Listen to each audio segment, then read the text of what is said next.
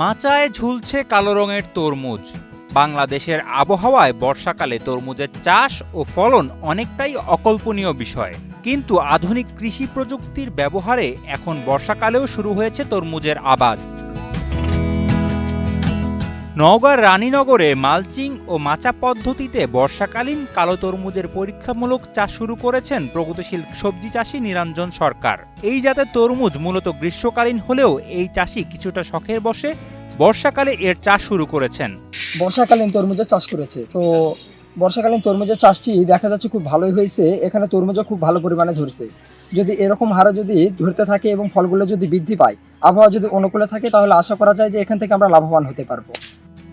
গাছ ভালো হওয়ার কারণে ইতোমধ্যে গাছের ডোগায় ডোগায় ঝুলছে কালো তরমুজ। কৃষি বিভাগের সার্বিক সহযোগিতায় উপজেলার কাশিমপুর ইউনিয়নের ডাঙ্গাপাড়া গ্রামে পরীক্ষামূলকভাবে এর চাষ শুরু করেন নিরঞ্জন সরকার।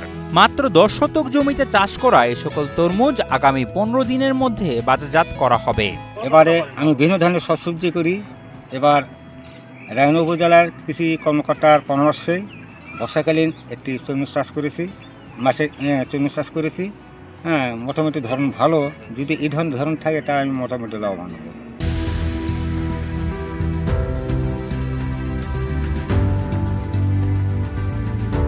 শেষ পর্যন্ত আবহাওয়া ভালো থাকলে প্রতিটি তরমুজ 4 থেকে 6 কেজি পর্যন্ত ওজন হওয়ার সম্ভাবনা রয়েছে।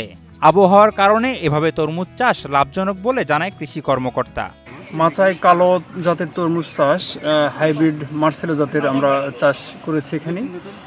এই প্রদর্শনের আমাদের মূল উদ্দেশ্য হচ্ছে অপ্রচলিত যে আমাদের সবজিটা, আমাদের মূল টার্গেটটা হচ্ছে যে শীতকালীন তরমুজটাকে আমরা বর্ষাকালীন অসময়ে চাষ করে কৃষকের বেশ লাভবান হওয়ার জন্য। এবং প্রতি বিঘা থেকে আমরা 1500 থেকে 2000 তরমুজ পেতে পারি। এবং প্রতিটি তরমুজ যদি গড়ে 3 কেজি করে ধরি, তাহলে অন্তত 5000 কেজি তরমুজ আমরা 1 বিঘা জমি থেকে পেতে পারবো।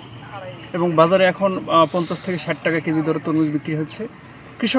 কৃষকরা এখান থেকে ভালো একটা বেনিফিট পাবে বলে।